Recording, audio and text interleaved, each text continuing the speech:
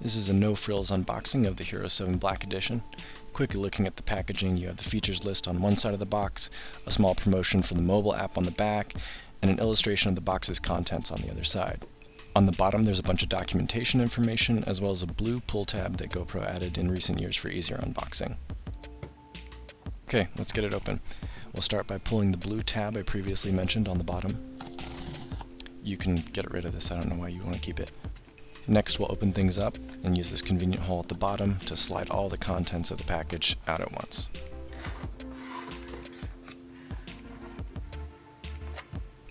Once that's done, we'll open the attached box to reveal what's inside.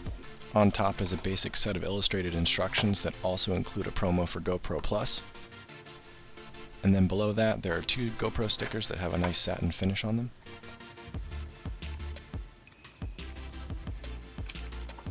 A little harder to get out is this pretty thick safety notice booklet. Only the first 4 pages are in English, and the rest of the booklet is just the same notices in different languages. Opening up this next inside box reveals a few accessories. This includes a flat adhesive mount,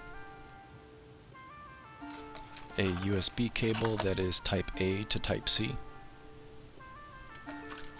a battery, and a curved adhesive mount.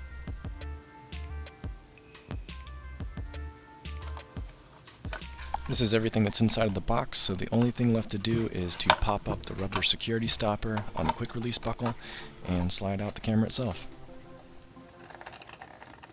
And that's everything.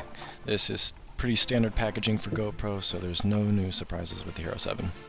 I'll include links in the description to some additional content highlighting some of the new features of the Hero7, so be sure to check those out. Thanks for watching.